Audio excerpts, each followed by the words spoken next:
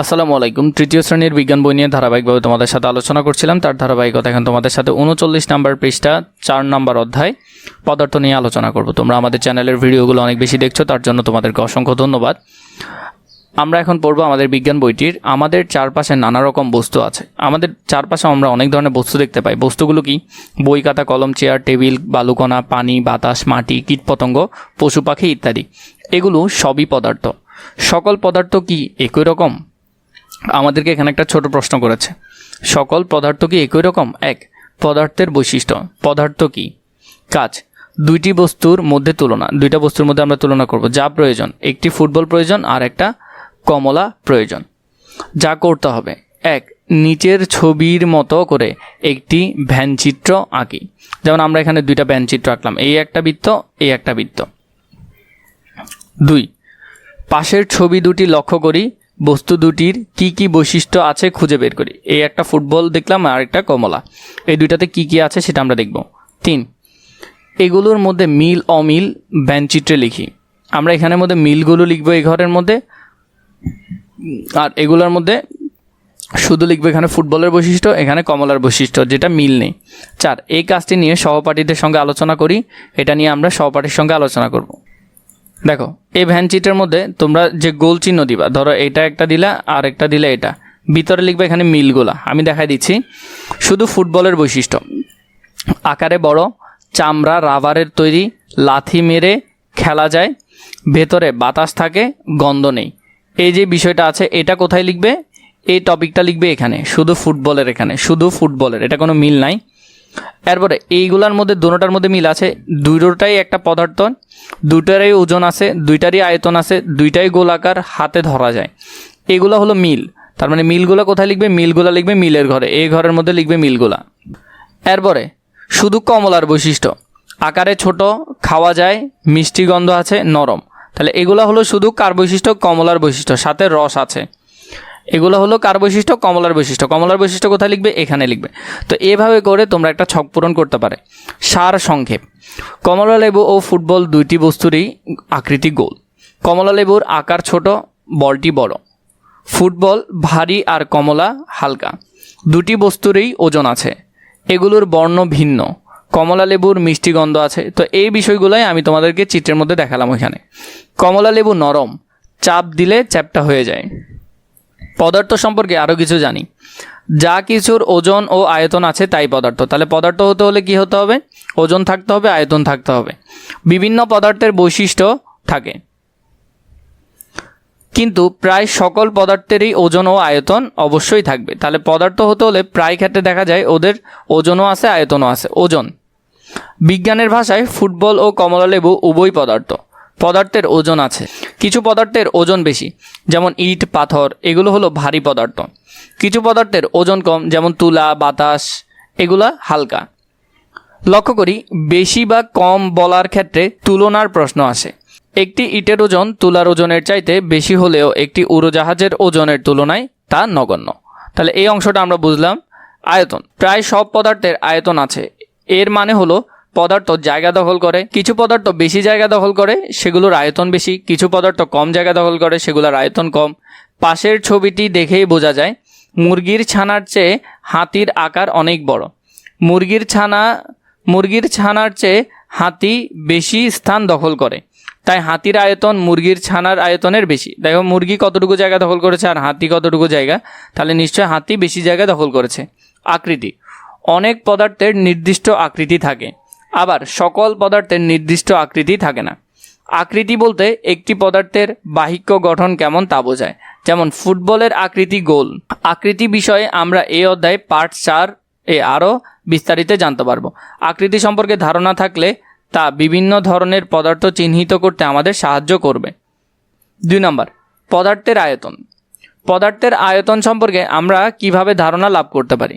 কাজ, বড় ছোট খুঁজে বের করা। যা প্রয়োজন, একই রকম দুটি কাচের গ্লাস, পানি, 2 আকারের 2টি খণ্ড পাথর, 4টি রাবার ব্যান্ড, এগুলো আমাদের প্রয়োজন, এগুলো আমরা নিব। যা করতে হবে, পাশের ছবিটি দেখি। এখানের মধ্যে আমরা ছবি দেখছি। 2, ছবির মতো করে গ্লাস দুটি পাশাপাশি রাখি। গ্লাস দুটি পাশাপাশি রাখা হলো।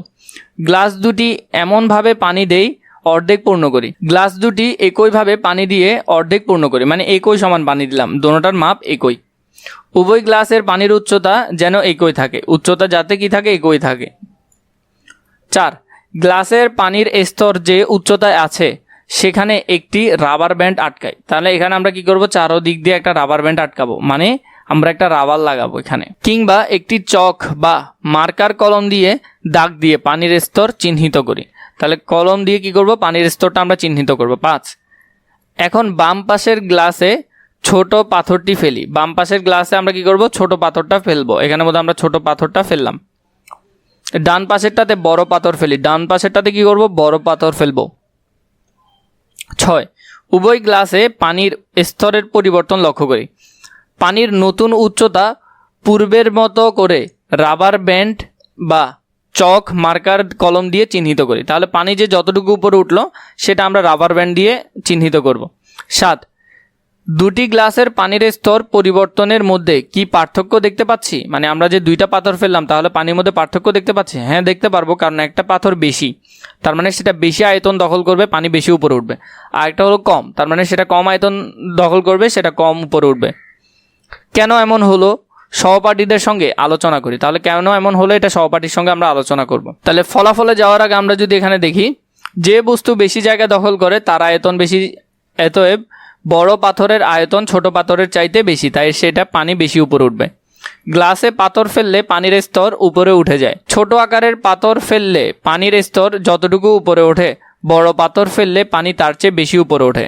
আলোচনার মধ্যে গ্লাসের পানিতে পাথর ফেললে পানির স্তর উপরে উঠে যায় কেন? প্রথম প্রশ্ন, যে পানির স্তর উপরে উঠে কেন? উপরে উঠবে কারণ সেটার আয়তন আছে, সেটা আয়তন দখল করছে, তার জন্য।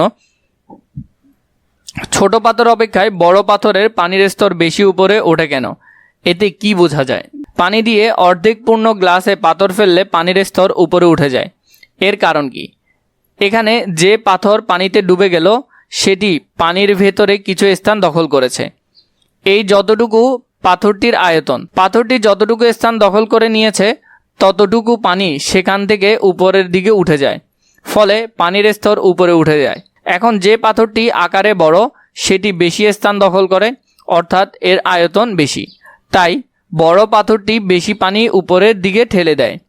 সেজন্য বড় পাথরটির গ্লাসে ফেললে পানি বেশি উপরে ওঠে।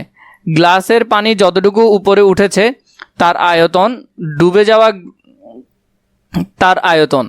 ডুবে যাওয়া পাথরের আয়তনের সমান। মানে ঠিক পানি যতটুকু উপরে উঠছে তার আয়তন হলো এই পাথরের আয়তনের সমান। তাহলে আমরা গ্লাসের মধ্যে এতটুকু পানি নিলাম, একটা পাথর দেওয়াতে ছোট পাথরের কারণে পানি কম উপরে উঠছে, বড় পাথর দেওয়াতে পানি বেশি উপরে উঠছে। এই বিষয়টাই মূলত আমাদেরকে এখানে বোঝানো হলো। প্রথমে আমাদেরকে টপিক দিল বায়ু এক ধরনের পদার্থ। আমাদেরকে বললো যে বায়ু এক ধরনের পদার্থ, সেটাও আমরা দেখব। আমরা জেনেছি সকল পদার্থেরই ওজন ও আয়তন আছে। সকল পদার্থের ওজনও আছে, আয়তনও আছে। বাতাসেরও কি ওজন আয়তন আছে? এখন আমাদেরকে বলছে যে বাতাসের কি ওজন এবং আয়তন আছে। নিচের কাজটির মাধ্যমে জানার চেষ্টা করি বাতাস একটি পদার্থ কিনা। তাহলে নিচের একটা কাজ করব, সেটার মাধ্যমে আমরা জানবো আসলে বাতাস কি একটা পদার্থ নাকি না। বাতাস কি একটি পদার্থ? কাজ, বাতাসের ওজন ও আয়তন আছে কি না তা যাচাই করি। যা প্রয়োজন, একটি বেলুন, একটি চুপসানো ফুটবলে বাতাস ভরার পাম্প। তাহলে আমরা এখানে দেখব যা করতে হবে, এটা হলো চুপসানো একটা ফুটবল যেটার ভিতর বাতাস নাই, এবং একটা বাতাস দেওয়ার জন্য টিউব বা বাতাস ভরার জন্য পাম্প লাগবে আমাদের।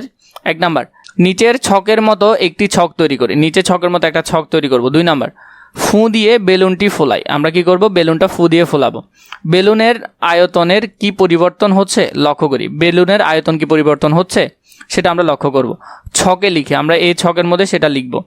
3, চুপসানো ফুটবলটি কেমন ভারী তা হাতে নিয়ে দেখি। চুপসানো ফুটবলটা কতটুকু ভারী সেটা আমরা হাতে নিয়ে দেখব। 4 নাম্বার, পাম্পের সাহায্যে বলটিতে বাতাস ভরি। পাম্পের সাহায্যে আমরা কি করব, বলটাতে বাতাস দিব। বাতাস ভরার পর বলের ওজন ও আয়তনের পরিবর্তন হয়েছে কিনা তা লক্ষ্য করি। এটার আয়তনের পরিবর্তন হয়েছে কিনা বা ওজনের পরিবর্তন হয়েছে কিনা লক্ষ্য করব। বাতাস ভরলে কি হয়, ফলাফল আমরা এখানে লিখব।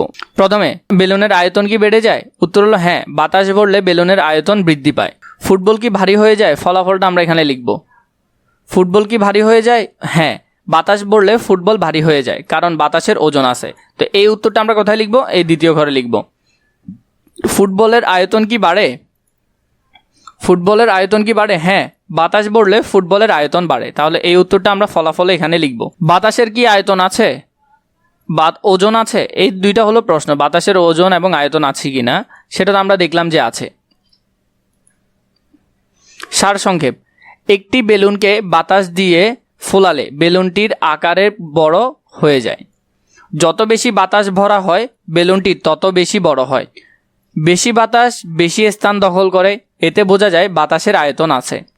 একটি বেলুনের ভেতরের বাতাস না থাকলে এটি চুপসে থাকে। মানে একটা বেলুনের ভিতরে যদি বাতাস না থাকে তাহলে সেটা কি হয়ে যায়? চুপসে থাকে। বাতাস বললে বলটি ভারী হয়। বাতাস বললে ওইটা কি হয়? ভারী হয়। ফলে আমরা বুঝতে পারি বাতাসের ওজন আছে। আবার ফুটবলটিতে বাতাস ভরলে এর আয়তন বাড়ে। যেহেতু বাতাসের ওজন ও আয়তন আছে তাই বাতাস একটি পদার্থ। তাহলে বাতাস একটি পদার্থ কারণ ওর ওজনও আছে, আয়তনও আছে। ওজনও আছে, আয়তনও আছে। এই দুইটার উত্তর আমরা পেলাম। আলোচনা, নিচের প্রশ্নটি সম্পর্কে চিন্তা করি। আলো কি পদার্থ? উত্তরের সংক্ষেপে যুক্তি বের করি। এ ব্যাপারে সহপাঠীদের সঙ্গে আলোচনা করি। প্রশ্ন কি? আলো কি পদার্থ কিনা। তাহলে এখান থেকে আমরা যেটা পেলাম, আলো কি পদার্থ? উত্তর যদি বলা হয় তাহলে আলো পদার্থ নয়। বিশেষ ক্ষেত্রে বা সরাসরি আলোকে কোনো পদার্থ বলা যায় না। অন্যভাবে সেটার একটা আনসার হতে পারে, কিন্তু সাধারণত আলো কোনো কি নয়? পদার্থ নয়। তাহলে তোমরা এখান থেকে মনে রাখবে নয়। তোমরা এটা মনে রাখবে, আলো পদার্থ নয়। 4 নম্বরে যদি দেখি, পদার্থের আকৃতি। আকৃতি কি? কাজ আকৃতির মিল খুঁজে বের করা। যা করতে হবে, 1. নিচের ছবিতে দুটি সারি বা লাইন দেখতে পাচ্ছি। উপরের সারিতে 4টি আকৃতির ছবি ও নাম দেওয়া আছে, আর নিচের 4টি বস্তুর ছবি এলোমেলোভাবে করে দেওয়া আছে।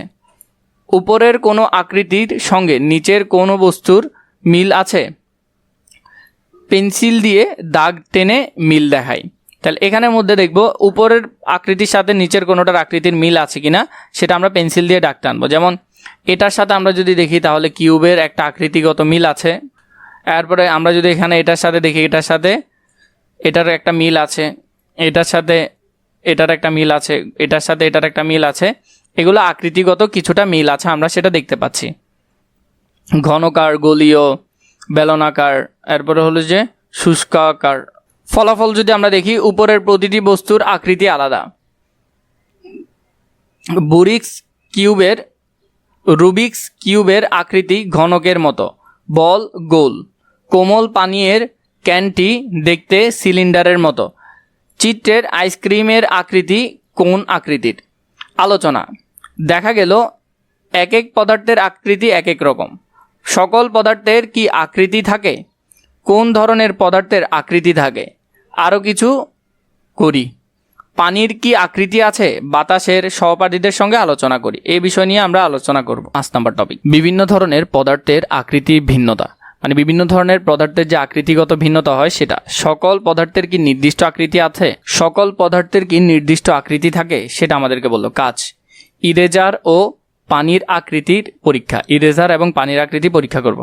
একটি ইরেজার, পানি, কয়েকটি বিভিন্ন আকৃতির বাটি বা পাত্র এবং পানির গ্লাস নিই। যা করতে হবে, 1. একটি পাত্রে ইরেজারটি নিই। একটা পাত্রের মধ্যে আমরা ইরেজারটা নিব। 2. ইরেজারের আকৃতি কেমন পর্যবেক্ষণ করে লিখে রাখি। 2. এখন ইরেজারটিকে বিভিন্ন পাত্রে নিয়ে পর্যবেক্ষণ করি। ইরেজারটির আকৃতি কোনো পরিবর্তন হয়েছে খাতায় লিখে রাখি। 5 নাম্বার, এখন একটি গ্লাসে কিছু পানি নেই। পানির আকৃতি কেমন দেখতে পাচ্ছি লিখে রাখি। 6. এখন বিভিন্ন আকারের পাত্রে গ্লাসের পানি ঢেলে দেখি। পানির আকৃতির কোনো পরিবর্তন দেখা যায় লিখে রাখি। তো সাধারণত ইরেজার তুমি যেখানেই নাও না কেন তার কোনো কি হবে না? পরিবর্তন হবে না। আর পানিকে তুমি যে জায়গায় রাখো না কেন সেটা সেই পরিবর্তন হবে। এই ছকটা আমরা যদি দেখি, বস্তু প্রথম হলো ইরেজার একই আকৃতির থাকে, যে পাত্রে রাখো একই আকৃতির থাকবে। তার মানে এটা আলাদা। আমরা যদি এটা দেখি, এটা আলাদা, এটা আলাদা। এরপরে দেখো মন্তব্য, ইরেজারের নির্দিষ্ট আকৃতি আছে। ইরেজারের কি আছে? নির্দিষ্ট আকৃতি আছে। এখান থেকে এই অংশটা আলাদা। পানি পাত্রের আকৃতি নেয়, পাত্রের আকৃতি নিবে, পানির নির্দিষ্ট আকৃতি নেই। তো তাহলে এখান থেকে ছকটা তোমরা সুন্দর করে সমাধান করে এখানে বসাতে পারো যে এটা ইরেজারের নির্দিষ্ট আকৃতি থাকে, আকৃতি পরিবর্তন হয় না। তো এই ছকটা সুন্দর করে পূরণ করতে পারবে। ইরেজারটির আকৃতি কেমন? এক এক পাত্রে কি এক এক রকম? পানির আকৃতি কেমন? জগ থেকে গ্লাসে ঢাললে কি পানির আকৃতির পরিবর্তন হয়? এখানে আমাদেরকে প্রশ্ন করলো। তো ইরেজারের আকৃতির কোনো পরিবর্তন হয় না, পানির আকৃতি যে পাত্রে রাখা হয় সেই পাত্রের মতোই ধারণ করে। ইরেজারের টুকরো নির্দিষ্ট একটি আকৃতি থাকে, বিভিন্ন পাত্রে রাখলে ইরেজারটির আকৃতি একই থাকে, আকৃতির পরিবর্তন হয় না। অন্যদিকে পানিকে যে পাত্রে রাখা হয় সেই পাত্রের আকৃতি ধারণ করে। বোতলে রাখলে বোতলের আকৃতি, জগে রাখলে জগের আকৃতি, বাটিতে রাখলে বাটির আকৃতি। এখান থেকে সিদ্ধান্ত আসা যায় কিছু পদার্থের নির্দিষ্ট আকৃতি আছে, আবার কিছু পদার্থের নির্দিষ্ট আকৃতিও থাকে না। আরও কিছু করি। 1. পানির মতোই এমন আরও কিছু পদার্থ আছে। এই পদার্থগুলো যখন যে পাত্রে রাখা হয় সেই পাত্রের আকৃতি ধারণ করে। এরকম কিছু পদার্থের তালিকা তৈরি করি। তো আমরা এখান থেকে কিছু পদার্থের তালিকা তৈরি করব। তাহলে আমাদেরকে প্রথমে যেটা বললো, পানির মতো কিছু পদার্থের তালিকা, তেল, দুধ, ফলের রস, মধু, এরা যে পাত্রে রাখা হবে সেই পাত্রের আকৃতি ধারণ করবে। তাহলে প্রথমটা হলো এটা। 2 নাম্বার, বরফের মতোই আরও কিছু পদার্থের নির্দিষ্ট আকৃতি আছে এমন কিছু পদার্থের তালিকা তৈরি করি। তাহলে পাথর হতে পারে, বই হতে পারে, মার্বেল বল হতে পারে, টেবিল হতে পারে, এগুলোর নির্দিষ্ট আকৃতি আছে। পদার্থের আকৃতি সম্পর্কে আরও কিছু জানি। বাতাসের নিজস্ব আকৃতি আছে কিনা একটি পরিচিত ঘটনা দেখে আমরা বুঝতে পারি। বাজারে কিছু বেলুন বিক্রি করতে দেখা যায়, বিভিন্ন আকৃতির বেলুন, পাখি, মাছ, বিমান, মানুষ, কার্টুনের চিত্র যেমন মিনা, রাজু, মিঠু, এরকম বিভিন্ন আকৃতির প্লাস্টিকের বেলুনের ভেতরে বাতাস ভরে সেগুলো তৈরি করা হয়। বাতাসের নিজস্ব আকৃতি নেই, যে বেলুনের বাতাস ভরা হয় বাতাস সে বেলুনের আকৃতি ধারণ করে। 6 নম্বর, পদার্থের অবস্থা। পদার্থের বাহিক্য অবস্থা বলতে আমরা বুঝি ওজন, আয়তন, আকৃতি, এগুলো তার বাহিক্য মানে বাইরের অবস্থা, বাইরে থেকে যেগুলো সহজে বোঝা যায়। বাহিক্য অবস্থা বিবেচনা করে পদার্থকে ভিন্ন ভিন্ন শ্রেণীতে ভাগ করা যায়। নিচের কাজের মাধ্যমে পদার্থের ভিন্ন ভিন্ন অবস্থা শনাক্ত করার চেষ্টা করি। পদার্থের কয়েকটি অবস্থা। কাজ, পদার্থের শ্রেণীবিভাগ, বাড়ির কাজ বা শ্রেণীর কাজ, যা করতে হবে। 1. পাশের ছকের মতো একটি ছক তৈরি করি। তাহলে তুমি এখানে দল 3টার ছক তৈরি করবে। 1. নিচের ছবিগুলো দেখি, এখান থেকে একই ধরনের পদার্থগুলোকে চিহ্নিত করে ছকের 3টি দলে সাজাই। 3. প্রতিটি দলের বিশেষ বৈশিষ্ট্য সহপাঠীদের সঙ্গে আলোচনা করি। তাহলে এখানে ফ্যান দেখতে পাচ্ছি, তেল দেখতে পাচ্ছি, পুতুল, পানির গ্লাস, ফলের শরবত, পাথর, বই, মার্বেল, কেটলি বা চুলা, এগুলা আমরা এখানের মধ্যে 3টা দল হব। 3টা দল, প্রতি দলের বিশেষ বৈশিষ্ট্য ও সহপাঠীদের সঙ্গে আলোচনা করি। পানি আর তেল কি একই ধরনের পদার্থ বা কেন? পানি আর তেলকে যে পাত্রে রাখা হয় সেই পাত্রের আকৃতি ধারণ করে।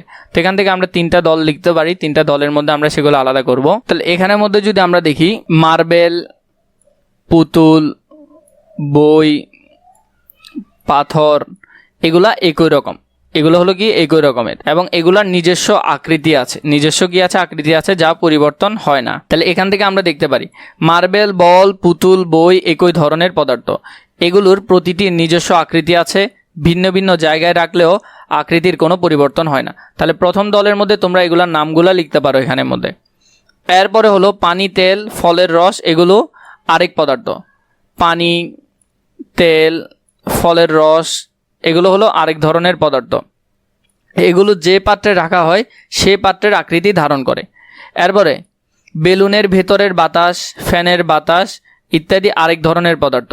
তাহলে তোমরা যদি দেখো, বেলুনের ভিতরে বাতাস বা কেটলির ভিতর থেকে যে বাতাস বা ধোঁয়া বের হচ্ছে, ফ্যানের যে বাতাস, সেগুলো হলো আরেক ধরনের পদার্থ, সেটা 3 নম্বরে লিখতে পারো।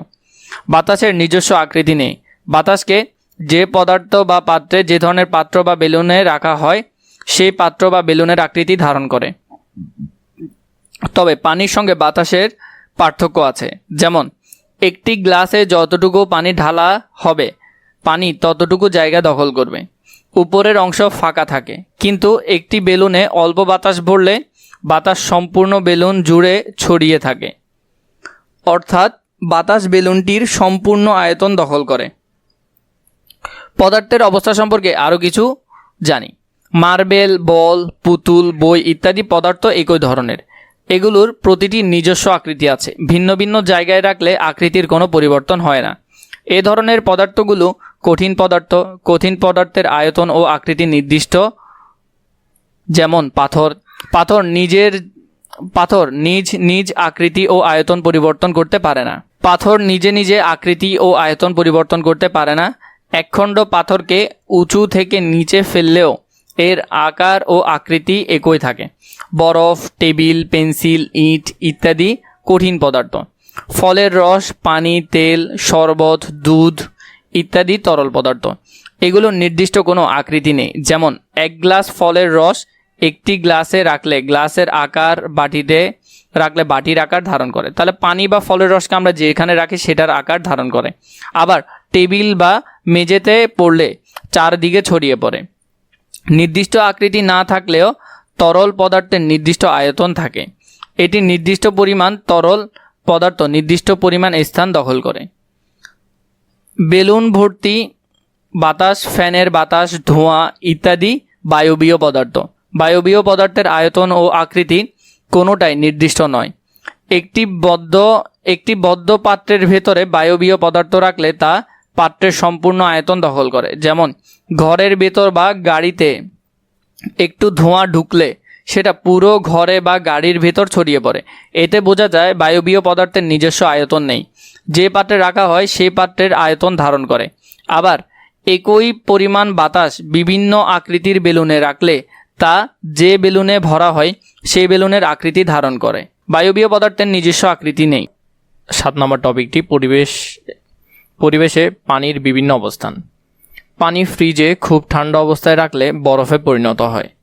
এই বরফকে তাপ দিলে কি হয়? তাপ দিলে সেটা আবার বাষ্পে পরিণত হয়। পানি কি অবস্থায় থাকতে পারে? কাজ, পানির অবস্থান পরিবর্তন। প্রথমে চুলা দেওয়ার মতো একটি পাত্র। যা করতে হবে, একটি পাত্রে কয়েকটি বরফ নেই। তাহলে একটা পাত্রের মধ্যে আমরা কয়েকটা বরফ নিলাম। 2 নাম্বার, 15 থেকে 20 মিনিট ধরে বরফগুলো লক্ষ্য করি। 15 থেকে 20 মিনিট ধরে আমরা বরফগুলোর দিকে তাকাবো। কি হচ্ছে লিখে রাখি।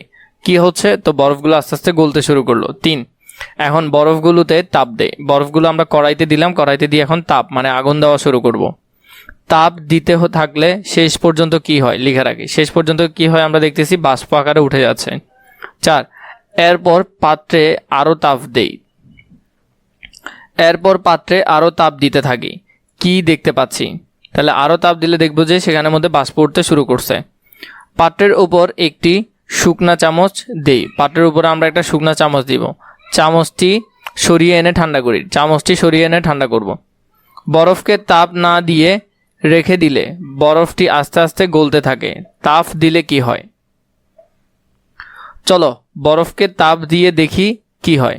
ফলাফল, বরফ কোনো একটি পাত্রে রেখে দিলে এটি ধীরে ধীরে গলে পানিতে পরিণত হয়। বাড়তি তাপ দিলে দ্রুত গলে যায়। পানি ফুটাতে থাকলে পানি থেকে ধোঁয়ার মতো বের হয়। এটাকে জলীয় বাষ্প বলে। এই জলীয় বাষ্প কিছুক্ষণ চামচে লাগিয়ে ঠান্ডা করলে ছোট ছোট পানির ফোঁটা দেখা যায়। আলোচনা। 1, পানি ঠান্ডা করলে বরফে পরিণত হয়, আবার বরফ তাপ দিলে পানিতে পরিণত হয়। এই পরীক্ষা থেকে কি বোঝা যায়? সহপাঠীরা আলোচনা করে উত্তর বের করার চেষ্টা করি। 2, পানিকে তাপ দিলে ফোটে, পানি থেকে গ্যাস বের হয়। ওই গ্যাস ঠান্ডা হলে আবার পানির বিন্দু পাওয়া যায়। এখান থেকে কি বোঝা যায়? সহপাঠীরা আলোচনা করে লিখি। বরফ তাপ না দিলে একটি বাটিতে রেখে দিলে কি হয়? তাপ দেওয়া বা না দেওয়ার মধ্যে কি পার্থক্য দেখতে পাই? সারসংক্ষেপ, বরফ একটি কঠিন পদার্থ। তাহলে বরফ একটি কি পদার্থ? কঠিন পদার্থ। তবে বরফ গলে গেলে পানিতে পরিণত হয়। সাধারণ অবস্থায় বাইরে রেখে দিলে এটি আস্তে আস্তে গলে, তাপ দিলে দ্রুত গলে। এই পানিকে আরও তাপ দিলে তা জলীয় বাষ্পে পরিণত হয়। জলীয় বাষ্প একটি বায়বীয় পদার্থ। উপরের কাজগুলো থেকে আমরা বুঝতে পারি যে বরফ, পানি আর জলীয় বাষ্প একই পদার্থ। তাহলে বরফ, পানি আর জলীয় বাষ্প এগুলো সবগুলো একই পদার্থ। যেমন বরফ কঠিন অবস্থায় থাকে, তাপ দিলে সেটা গলে পানিতে পরিণত হয়। পানিকে তাপ দিলে আবার সেটা বাষ্পে পরিণত হয়। পানিকে ঠান্ডা করলে, এই বাষ্প আকারে পানিকে ঠান্ডা করলে আবার পানিতে পরিণত হয়। পানিকে আরও ঠান্ডা করলে সেটা বরফে পরিণত হয়। এভাবে শুধু গরম ঠান্ডার উপর নির্ভর করে এগুলো বাহিক্য অবস্থা পরিবর্তন হয়, মানে এই গরম এবং ঠান্ডার কারণে ওদের অবস্থানগত পরিবর্তন হচ্ছে। পানির বিভিন্ন অবস্থান সম্পর্কে আরও কিছু জানি। প্রকৃতিতে পানি 3 অবস্থায় থাকে। প্রকৃতির মধ্যে পানি মূলত 3 অবস্থায় থাকে, যেমন পৃথিবীর মেরু অঞ্চল, পর্বতের চূড়ায় বরফ দেখা যায়, পুকুর, নদী ও হ্রদে, সমুদ্রে পানি তরল অবস্থায় থাকে, বায়ুমণ্ডলে জলীয় বাষ্প আকারে বায়বীয় অবস্থায় পানি থাকে, যেমন মেরু অঞ্চলে পানি থাকে বরফ আকারে, সমুদ্রে থাকে পানি আকারে, মেঘে থাকে সেটা বায়বীয় আকারে, পাহাড়ের চূড়ায় থাকে, হ্রদে থাকে, কুয়াশার মধ্যে পানি থাকে। আমরা পানির 3টি অবস্থার কথা বললাম। পানির মতোই অন্য পদার্থ ভিন্ন ভিন্ন উষ্ণতায় কঠিন, তরল বা বায়বীয় অবস্থায় থাকতে পারে। 8 নম্বরে যদি দেখি, নানা রকমের কঠিন পদার্থ। আমাদের চারপাশে আমরা নানা রকমের কঠিন পদার্থ দেখতে পাই, কিছু শক্ত, কিছু নরম। নিচের কাজটির মাধ্যমে কঠিন পদার্থের বিভিন্ন ধরন সম্পর্কে ধারণা লাভ করতে পারি। কঠিন পদার্থ কত ধরনের হতে পারে? কঠিন আসলে কত ধরনের হতে পারে? কাজ, বিভিন্ন রকমের কঠিন পদার্থ শনাক্তকরণ। বাড়ির কাজ, শ্রেণীর কাজ। যা করতে হবে: 1. পাশের ছকের মতো একটি ছক আঁকি। 2. নিচের ছবিতে দেওয়া কঠিন পদার্থগুলো ধরে দেখি এই পদার্থগুলো ধরলে অনুভূতি কেমন হয় তা সহপাঠীদের সঙ্গে আলোচনা করি। দেখো এখানে পেন্সিল দিয়েছে, রাবার, এরপর কাগজ দিয়েছে, এরপর আরও কিছু দিয়েছে, এগুলো আমরা ধরে দেখব। 3. প্রতিটি পদার্থের মধ্যে কি বৈশিষ্ট্য আছে যা বাকি পদার্থগুলোতে নেই? সহপাঠীর সঙ্গে আলোচনা করে তা ছকে লিখি। 4. প্রতিটি পদার্থের বিশেষ একটি কাজ বা ব্যবহার লিখি। বস্তুর নাম, বৈশিষ্ট্য লিখব, তাদের ব্যবহার কি সেটা লিখব। প্রথমে লিখলাম বস্তুর নাম, প্রথমে পেন্সিল। বৈশিষ্ট্য: শক্ত, সহজে ভাঙে না। ব্যবহার কি করি? আমরা এটার ব্যবহার করি লেখায়। এরপরে দিল রাবার, নরম, চাপ দিলে আকৃতি বদলায়, এটা লেখা মুছার কাজে লাগে। এরপর দিল কাগজ, হালকা ভাঁজ করা যায়, লেখা বা ছাপানোর কাজে লাগে। এরপর হলো কাচের গ্লাস, শক্ত কিন্তু ভঙ্গুর, মানে শক্ত হলেও সেটা ভেঙে যায়, পানি রাখার কাজে লাগে। প্লাস্টিকের জগ, হালকা, এটা টেকসই। প্লাস্টিকের জগটা হলো হালকা এবং টেকসই, পানি ঢালার কাজে লাগে। স্টিলের চামচ, শক্ত, আঘাতে শব্দ হয়, এগুলা খাওয়ার কাজে লাগে। মোমবাতি তাপে গলে যায়, আলো দেওয়ার কাজে লাগে। তাহলে এখানের মধ্যে আমরা যে পদার্থগুলো দেখলাম, যেমন সবগুলো নিয়ে আমরা এখানে চারটা পূরণ করলাম। এই চারটা কিভাবে পূরণ করবে আমি তোমাদেরকে এখন দেখিয়ে দিলাম। রাবার নরম পদার্থ, ঘষা দিলে ক্ষয় হয়, চাপ দিলে সংকুচিত হয়। স্টিলের চামচ ও অন্যান্য জিনিসপত্রে আঘাত করলে ঝনঝন শব্দ হয়। ফলাফল: কঠিন পদার্থের মধ্যে নানান ধরন আছে। কিছু পদার্থ শক্ত, কিছু নরম, যেমন পাথর শক্ত, রাবার নরম, কাঁচ ভঙ্গুর, কাগজ ভাঁজ করা যায়, মোম তাপে সহজে গলে যায়, প্লাস্টিক নমনীয়, ধাতব পদার্থ আঘাতে ঝনঝন শব্দ করে। 9 নম্বর টপিকটি চুম্বকের ধারণা। তোমরা কি দেখেছ কোনো বস্তু লোহার তৈরি অন্য বস্তুকে, যেমন ধরো সিফটি পিন, সুই ইত্যাদি আকর্ষণ করে, আবার নিজেরা একে অপরকে কখনো আকর্ষণ করে, কখনো বিকর্ষণ করে? এই বস্তুগুলোকে বলে চুম্বক। বিশেষ বিশেষ কিছু পদার্থ দিয়ে চুম্বক বানানো যায়, লোহা জাতীয় পদার্থ। চলো চুম্বক সম্পর্কে আরও কিছু জানি। চুম্বক দিয়ে কি করা যায়? কাজ: বিভিন্ন পদার্থের প্রতি চুম্বকের আচরণ পরীক্ষা। যা প্রয়োজন: চুম্বক, সেফটি পিন, কাগজ, প্লাস্টিকের মগ, মাটি, লোহার টুকরো, জানালার গ্রিল, লোহার নাট বল্টু ইত্যাদি আমরা নিলাম। যা করতে হবে: 1. ডান দিকে দেখানো ছকের মতো একটি ছক তৈরি করি। চুম্বক যে পদার্থগুলোকে কাছে টানে, চুম্বক যে পদার্থগুলোকে কাছে টানে না, সেগুলো আমরা লিখব। 2 নম্বর, নিচে দেখানো ছবির পদার্থগুলোকে চুম্বক দিয়ে স্পর্শ করি। 3. কি ঘটছে লক্ষ্য করি। 4. পর্যবেক্ষণের ফলাফল ডান পাশের ছকে লিখি। তো এখানে আমাদের কাছে সেফটি পিন আছে, কাগজ আছে, নাট বল্টু আছে, জগ আছে, তারপর মাটি আছে, গ্রিল আছে। এই বিষয়গুলো সম্পর্কে আমরা একটু জানবো এবং এখানে লিখব কোনটা চুম্বক আকর্ষণ করে, কোনটা করে না। যেমন চুম্বক যে পদার্থকে কাছে টানে একটা, চুম্বক যে পদার্থকে কাছে টানে না সেটা আরেকটা। যেমন কাছে টানে কাকে? সেফটি পিনকে কাছে টানে। এরপরে লোহার নাট বল্টুকে কাছে টানে, জানালার গ্রিলকে কাছে টানে, লোহার টুকরাকে কাছে টানে। কাছে টানে না কাকে? কাগজকে কাছে টানে না, প্লাস্টিকের জগকে কাছে টানে না, মাটিকে কাছে টানে না, কাঠ বা কাগজকে কাছে টানে না। তো এইভাবে করে তোমরা ছকটা এখানে সুন্দর করে পূরণ করতে পারবে। ফলাফল, কিছু পদার্থকে চুম্বক কাছে টানে আর কিছু পদার্থকে চুম্বক কাছে টানে না। চুম্বক সম্পর্কে আরও কিছু জানি। আমরা দেখেছি লোহা বা লোহা জাতীয় পদার্থকে চুম্বক কাছে টানে। চুম্বক যে পদার্থগুলোকে কাছে টানে সেগুলো চুম্বকীয় পদার্থ বলে। চুম্বক যে পদার্থকে কাছে টানে না সেগুলোকে অচুম্বকীয় পদার্থ বলে। তাহলে এখান থেকে তোমরা ক প্রশ্নটা লিখতে পারবে। যেমন কাগজ, মাটি, প্লাস্টিক ইত্যাদি বিভিন্ন আকৃতির চুম্বক পাওয়া যায়।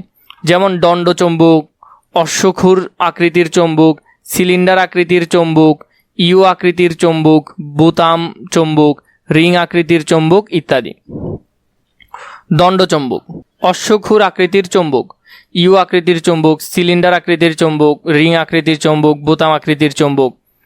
চুম্বকের কিছু মজার বৈশিষ্ট্য আছে। যেমন দণ্ড চুম্বককে অনুভূমিক অবস্থায় মুক্তভাবে ঝুলিয়ে ছেড়ে দিলে এটি সব সময় উত্তর দক্ষিণে মুখ করে থাকে।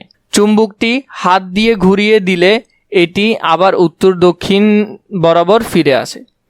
মুক্তভাবে ঝুলিয়ে দিলে চুম্বকের যে প্রান্ত উত্তর দিকে মুখ করে থাকে সেটি চুম্বকের উত্তর মেরু, আর যেদিকে প্রান্ত দক্ষিণ দিকে মুখ করে থাকে সেটি দক্ষিণ মেরু। একটি চুম্বকের উত্তর মেরু আর অন্য একটি চুম্বকের দক্ষিণ মেরু কাছাকাছি নিয়ে এলে প্রান্ত দুটি পরস্পরের কাছে টানে। এটাকে আকর্ষণ বলে। যেমন এখানের মধ্যে দেখতেছি যে যদি আমরা দক্ষিণ মেরু আর উত্তর মেরু যদি কাছে আনি তাহলে এটা দেখছি কাছে টানতেছে, আর যদি দুটোটা একই রকম দিই তাহলে দেখবো বিকর্ষণ করতেছে, মানে তুমি চেষ্টা করলেও সেটা এখানে লাগবে না। অন্যদিকে একটি চুম্বকের উত্তর মেরু আরেকটি চুম্বকের উত্তর মেরু কাছে নিয়ে এলে তারা একে অপরকে দূরে ঠেলে দেয়, এটাকে বিকর্ষণ বলে। তাহলে আকর্ষণ আর বিকর্ষণ সম্পর্কে আমরা জানলাম। একইভাবে কোনো চুম্বকের দক্ষিণ মেরু অন্য একটি চুম্বকের দক্ষিণ মেরুকে কাছে নিয়ে এলে চুম্বক দুটি পরস্পরকে বিকর্ষণ করে। সেম আমরা এখানে ছবিতে দেখতে পেলাম। 10 নম্বর, দৈনন্দিন জীবনে বস্তুর সাবধানী ও দায়িত্বশীল ব্যবহার। প্রতিদিন আমরা নানা রকম বস্তু ব্যবহার করি। এর মধ্যে কিছু বস্তু আছে বিপজ্জনক, কিছু বস্তু আছে ভঙ্গুর, আবার কিছু বস্তু আছে অত্যন্ত মূল্যবান। বস্তুর ধরন অনুসারে বস্তুর ব্যবহারের আমাদের সতর্ক ও দায়িত্বশীল হওয়া উচিত। বস্তু ব্যবহারে কিভাবে দায়িত্বশীল ও সাবধানী হওয়া যায়। কাজ, বস্তু ব্যবহারে কি সমস্যা হতে পারে তা চিহ্নিত করা এবং সমস্যা এড়াতে প্রয়োজনীয় ব্যবস্থা নেওয়া। বাড়ির কাজ বা শ্রেণীর কাজ যা করতে হবে। 1, পাশের ছকের মতো একটি ছক আঁকি। এই ছকের মতো আমরা একটা ছক আঁকবো। 2 নম্বর, পরে ছবিতে দেওয়া বস্তুগুলো দেখি এগুলো ব্যবহারের সময় কি সমস্যা হতে পারে এটা আমরা দেখব। সমস্যা এড়ানোর জন্য কি করতে হবে সহপাঠীদের সঙ্গে আলোচনা করে ছকে লিখি। বস্তুর নাম, অসতর্কতা ব্যবহারে কি সমস্যা হতে পারে, কিভাবে ব্যবহার করতে হবে। এখানের মধ্যে দেখো আগুনের চুলা দিয়েছে, কাচের বয়ম, এরপরে হলো যে ছুরি, এগুলো আমরা একটু দেখব। বস্তুর নাম, প্রথমে ছুরি, হাত কেটে যেতে পারে, সাবধানে ধরতে হবে, ব্যবহার শেষে ঢেকে রাখতে হবে। বৈদ্যুতিক তার, বিদ্যুৎ স্পৃষ্ট হতে পারে, শুকনো হাতে ধরতে হবে, নষ্ট তার ব্যবহার না করা। আগুন বা চুলা, আগুন লেগে যেতে পারে, বড়দের সাহায্যে ব্যবহার করা।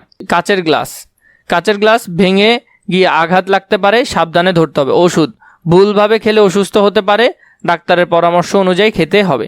তো এই বিষয়গুলো খুবই ভালো করে এখান থেকে তোমরা সুন্দর করে এখান থেকে এগুলো লিখতে পারো। যদিও 2টা বাড়তি ছিল, এই 2টা তোমরা না লিখলে হবে, তোমরা এই 3টা বিষয় লিখতে পারো। গরম বস্তু ধরলে হাত পুড়ে যাবে, কি করা যায়। বস্তুটি ঠান্ডা হওয়ার জন্য অপেক্ষা করতে হবে অথবা কাপড় বা ন্যাকড়া দিয়ে ধরতে হবে। সারসংক্ষেপ, গরম বস্তু ধরলে হাত পুড়ে যাবে, তাই বস্তুটি ঠান্ডা হওয়ার জন্য অপেক্ষা করতে হবে। গরম অবস্থায় যদি একান্তই ধরতে হয় তাহলে কাপড় বা ন্যাকড়ার সাহায্যে ধরতে হবে। কাচের তৈরি বস্তু এমনভাবে ব্যবহার করতে হবে যেন হাত থেকে পড়ে ভেঙে না যায়। ছুরি জাতীয় ধারালো জিনিস ধরা বা ব্যবহারে সাবধান থাকতে হবে যাতে নিজে বা অন্য কেউ খোঁচা খেয়ে আঘাতপ্রাপ্ত না হয়। এই টপিকটার আমরা পুরোপুরি সমাধানটি এখানে দেখব। প্রথমে 1 নম্বর দিয়েছে পদার্থের 2টি বৈশিষ্ট্য লেখো। ক নম্বরে খ নম্বরে আমরা 2টা বৈশিষ্ট্য এখানে লিখব। পদার্থের 2টি বৈশিষ্ট্য হলো 1, পদার্থের ভর আছে। 2, পদার্থ স্থান দখল করে। এই অংশটা তোমরা সুন্দর করে এই 2 জায়গায় লিখবে। এরপর 2 নম্বর, ছকের নামগুলো থেকে কোনগুলো পদার্থ তা খুঁজে বের করি। এগুলো কেন পদার্থ, কেন পদার্থ নয় তা লিখি। এটা কি পদার্থ, হ্যাঁ কি না, বা কেন পদার্থ। তাপ, খাট, লোহা, চৌম্বকীয় বল, প্লাস্টিকের পাত্র, স্কুলের বেঞ্চ। তাপ, এটা কি পদার্থ, তাপ কোনো পদার্থ না, এর ভর নেই, স্থান দখল করে না। লোহা, এটা একটা পদার্থ, ভর আছে, স্থান দখল করে। এই যে বিষয়গুলো আছে এগুলো কোথায় লিখবে, এই বক্সটাতে সুন্দর করে লিখবে। চৌম্বকীয় বল, এটা কোনো কি নয়, পদার্থ নয়, এটা বল বলছে, চৌম্বকীয় বল। চুম্বক বললে একটা কথা ছিল, এটা বল, ভর নেই, এর কোনো বল বা ভর নেই। এরপরে প্লাস্টিকের পাত্র, হ্যাঁ এটা একটা পদার্থ, ভর আছে, স্থান দখল করে। এরপরে হলো যে স্কুলের বেঞ্চ, হ্যাঁ এটা একটা পদার্থ, এর ভর আছে, স্থান দখল করে। তো এভাবে করে তোমরা সুন্দর করে এটা পূরণ করে ফেলতে পারবে। 3 নাম্বার দিয়েছে, নিচের বস্তুগুলো কেমন ধরনের পদার্থ, কঠিন, তরল ও বায়বীয় তা শনাক্ত করি। কেন এগুলো কঠিন, তরল ও বায়বীয় পদার্থ বলা হবে তা নিচে লিখি। নাম, এটা কেমন ধরনের পদার্থ বা কেন। দুধ, পাথর, ধোঁয়া, এগুলা। প্রথমে নাম, এটা কেমন ধরনের পদার্থ। দুধ, এটা একটা তরল পদার্থ। কেন, নির্দিষ্ট আকার নেই, পাত্রের আকার নেই, তার জন্য এটা একটা তরল পদার্থ। পরবর্তীতে পাথর, এটা একটা কঠিন পদার্থ, নির্দিষ্ট আকার ও আয়তন আছে। ধোঁয়া, এটা একটা বায়বীয় পদার্থ। এগুলো কিন্তু এখানে আলাদা করে, তোমরা চাইলে ওখানে ঘরের মধ্যে এগুলো আলাদা করে সুন্দর করে লিখতে পারো। এরপরে ধোঁয়া বায়বীয়, ছড়িয়ে পড়ে, নির্দিষ্ট আকার নেই। এই যে অংশটা আছে এটা সুন্দর করে তোমরা এখানের মধ্যে লিখে ফেলবে। 4, নিচের বস্তু জোড়াগুলোর মধ্যে কোন বৈশিষ্ট্য ভিন্ন তা লিখি। বস্তুর জোড়ার নাম, কোন বৈশিষ্ট্যটি ভিন্ন। পাথরের টুকরো এবং সোলার বল। এরপর হলো স্টিলের এবং কাঠের চামচ, মোম ও লোহার রড। পাথরের টুকরা বা সোলার বল, এটা হলো কঠিনত, একটি শক্ত আরেকটি নরম, একটা হলো শক্ত আরেকটা নরম। স্টিলের ও কাঠের চামচ, পদার্থের ধরন, একটা ধাতু, একটা কাঠ জাতীয় পদার্থ। মোম ও লোহার রড, একটা গলানো কঠিন, মোম নরম এবং লোহা শক্ত। এভাবে করে তোমরা সুন্দর করে এখানের মধ্যে এটার উত্তরটা লিখতে পারো। এরপর 5 নাম্বার, নিচের বস্তুগুলো কেমন ধরনের পদার্থ, চৌম্বকীয়, অচৌম্বকীয় তা শনাক্ত করি। বই কি চৌম্বকীয় পদার্থ, লোহার আলমারি, মাটি, পিন, এগুলো আমরা লিখবো কোনটা চৌম্বকীয় কোনটা অচৌম্বকীয়। যেমন লোহার আলমারি হলো চৌম্বকীয়, পিন হলো চৌম্বকীয়, বই অচৌম্বকীয়, মাটি অচৌম্বকীয়। আমরা যদি এটা দেখি তাহলে এখানের মধ্যে লোহার আলমারি এবং পিন এই দুইটা হলো চৌম্বকীয় পদার্থ, বই এবং মাটি এই দুইটা হলো অচৌম্বকীয়। তো তোমরা এখান থেকেও লিখতে পারে এই দুইটা এবং এই দুইটা, এগুলো আলাদা। পরবর্তীতে 6 নম্বর, নিচের বস্তুগুলোর ক্ষেত্রে কী ধরনের সতর্কতা অবলম্বন করতে হবে তা লিখি। বস্তু, সতর্কতা। গরম বস্তুর ক্ষেত্রে কী ধরনের সতর্কতা, কাচের তৈরি বস্তুর ক্ষেত্রে, ছুরি জাতীয় ধারালো জিনিসের ক্ষেত্রে কোন ধরনের সতর্কতা। বস্তু, সতর্কতা। গরম বস্তু, হাত না দিয়ে কাপড়, গ্লাভস দিয়ে ধরতে হবে। কাচের তৈরি বস্তু সাবধানে ব্যবহার করতে হবে। ছুরি জাতীয় ধারালো জিনিস, যেমন ছুরি জাতীয় যেগুলা ধারালো জিনিস, এইসব জিনিস সাবধানে ব্যবহার করতে হবে। এই অংশটা তোমরা সুন্দর করে এখানে লিখে দিতে পারবে। আমরা 57 নম্বর পৃষ্ঠার যে অনুশীলন আছে এটা নিয়ে আলোচনা করবো। 1 নম্বর, সঠিক উত্তরে টিক চিহ্ন দেই। 1, কোনটি তরল পদার্থের বৈশিষ্ট্য নয়। তরল পদার্থের বৈশিষ্ট্য নয় কোনটি, তাহলে পানির বৈশিষ্ট্যের সাথে মিল নেই এখানে। কোনটি, নির্দিষ্ট আকার আছে, এটা মিল নেই। পদার্থের অবস্থা কয়টি, আমরা জানি পদার্থের অবস্থা হয় 3টি। 3 নম্বরে, পানি ও বায়ুর কোন বৈশিষ্ট্য মিল আছে। পানি এবং বায়ুর কোন বৈশিষ্ট্যটা মিল আছে, দোনোটারই নির্দিষ্ট আয়তন আছে। এরপরে শব্দগুলো থেকে সঠিক শব্দ নির্বাচন করে শূন্যস্থান পূরণ করি। 3, বাড়বে, কঠিন, চৌম্বকীয়, অচৌম্বকীয়, কমবে, তরল। 2, এগুলা। প্রথমে, অর্ধেক পানিসহ একটি গ্লাসে 1 টুকরা পাথর ফেললে গ্লাসে পানির উচ্চতা বাড়বে। তাহলে এটা হবে 1 নাম্বার, বাড়বে। এখানে তোমরা লিখবে 1 নাম্বারটা, বাড়বে। তাহলে প্রথমটার উত্তর হলো বাড়বে। 2 নাম্বার, রাবারের নির্দিষ্ট আকার আছে কারণ এটি কঠিন পদার্থ। তাহলে এটা হবে 2 নাম্বারটা, কঠিন পদার্থ। 3 নাম্বার, প্রকৃতিতে পানি ড্যাশ অবস্থায় থাকে, 3 অবস্থায় থাকে। তাহলে এটা হবে 3 নাম্বার, 3 অবস্থায়। পানি 3 অবস্থায় থাকে, তাহলে 3 অবস্থা হবে এটা, 3 অবস্থা। 4 নম্বরে, লোহা জাতীয় পদার্থ এক ধরনের চুম্বক জাতীয় পদার্থ। তাহলে এটা হবে 4 নাম্বারটা, চুম্বক জাতীয়। তোমরা যদি এগুলো দেখতে চাও প্রথমে দেখো 1 নম্বরের মধ্যে উত্তরটা হবে বাড়বে। 2 নম্বরের মধ্যে রাবারের নির্দিষ্ট আকার আছে কারণ এটি কঠিন পদার্থ। 3 নম্বরে পানি প্রকৃতিতে পানি ড্যাশ অবস্থায় থাকে, 3 অবস্থায় থাকে। 3 অবস্থাগুলো নিচে দেওয়া আছে, প্রয়োজন নাই। 4-এর মধ্যে লোহা জাতীয় পদার্থ এক ধরনের চৌম্বকীয় পদার্থ। 3 নম্বরে যদি দেখি বাম পাশের শব্দের সাথে ডান পাশের শব্দ মিল করি। বাম পাশের সাথে আমরা ডান পাশেরটা মিল করব। তুলা, তুলার ওজন একেবারে কম, তাহলে এটা হবে এটার সাথে। বরফ, বরফ একটি কঠিন পদার্থ, তাহলে এটা হবে কঠিনের সাথে। দুটি চুম্বকের দক্ষিণ মেরু এটাকে কি করে? বিকর্ষণ করে, তাহলে হবে এটার সাথে বিকর্ষণ করে। ফুটবল গোলাকার বস্তু, তাহলে এটা হবে গোলাকার। এরপরে হলো লোহা, লোহা হলো চুম্বকীয় পদার্থ। তো তোমরা বাম ডানগুলো মিল করতে পারবে, কোনটা কোনটার সাথে আশা করি বুঝবে। সহজে বোঝার জন্য আমি ভিন্ন কালার ব্যবহার করছি। আর 4 নম্বরের মধ্যে সংক্ষিপ্ত প্রশ্নের উত্তর দেয়। এখানের মধ্যে সংক্ষিপ্ত প্রশ্ন যেগুলো আছে, প্রথমে 1 নাম্বার, চুম্বক পদার্থ বলতে কি বোঝায়? চুম্বক পদার্থ বলতে কি বোঝায় সেটা আমরা দেখব। 1 নম্বরে, যে সকল পদার্থ চুম্বকের আকর্ষণে আসা বা চুম্বক দ্বারা আকৃষ্ট হয় তাদেরকে চুম্বকীয় পদার্থ বলে, যেমন লোহা। তাহলে 1 নম্বরের উত্তর কি? লোহা। 1 নম্বর হবে কি? লোহা। 2 নম্বর, একটি দণ্ড চুম্বক কখন অপর একটি দণ্ড চুম্বককে আকর্ষণ করে? যখন একটি দণ্ড চুম্বকের উত্তর মেরু অন্যটির দক্ষিণ মেরুর কাছে আসে তখন তারা একে অপরকে আকর্ষণ করে। এই অংশটা আমরা পড়েছিলাম।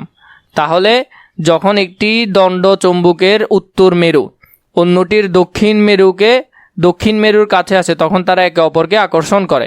3 নাম্বার, বেলুনে মুখ দিয়ে ফু দিলে বেলুন ফুলে যায় কেন? কারণ ফু দিলে বেলুনের ভিতর বাতাস ঢুকে যায় এবং বাতাস জায়গা দখল করে বেলুনকে প্রসারিত করে, ফলে বেলুন ফুলে যায়। 5 নম্বরে দিয়েছে বর্ণনামূলক প্রশ্ন।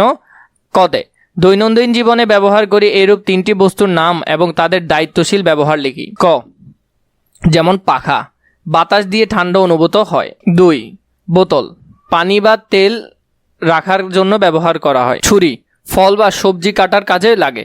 তো এগুলো হলো তার দায়িত্বশীল ব্যবহার। 3টা বস্তু আমরা এখানে লিখলাম এবং এগুলোর দায়িত্বশীল ব্যবহারটাও এখানে বললাম। পরবর্তীতে আমাদেরকে এখানে অনেকগুলো জিনিস দিয়েছে, এগুলো আমরা দেখছি। ফ্যানের বাতাস, সয়াবিন তেল, এখানের মধ্যে আমাদেরকে অনেক কিছু দিয়েছে। আমাদের খতে বলল উপরের ছবিতে যেসব পদার্থ আছে তার তালিকা করি এবং পদার্থের অবস্থানের উপর ভিত্তি করে শ্রেণী বিভাগ করি। এগুলোর অবস্থানের উপর ভিত্তি করে আমরা ওদেরকে আলাদা আলাদা করব। খ নম্বর প্রশ্নের উত্তরটা আমরা দেখি। ছবিতে থাকা পদার্থগুলো পাখা, বোতল, তেলের বোতল, পুতুল, পানি, জুস, কেটলি, মার্বেল, বই, পাথর, হাঁড়ি, কাচের বোতল, ছুরি, এগুলা। অবস্থান ভিত্তিক শ্রেণী বিভাগ। 1, কঠিন পদার্থ। যেমন কঠিন পদার্থগুলো এখানে কি কি? পাখা, পুতুল, মার্বেল, বই, পাথর, ছুরি, কাচের বোতল, এগুলা। এরপর হলো তরল পদার্থ, পানি, তেল, জুস, এগুলা। এরপরে হলো গ্যাসীয় পদার্থ, কেটলি, হাঁড়ি থেকে বের হওয়া বাষ্প বা বায়ু। তো এইভাবে করে তোমরা এটার আনসার সুন্দর করে লিখতে পারবে। তোমাদের এই ধরনের যদি অন্যান্য অধ্যায়গুলোর প্রয়োজন হয় নিশ্চয় কমেন্ট করে জানাবে। ধারাবাহিকভাবে আমি তোমাদেরকে পুরোপুরি বইয়ের আলোচনা দিব ইনশাআল্লাহ।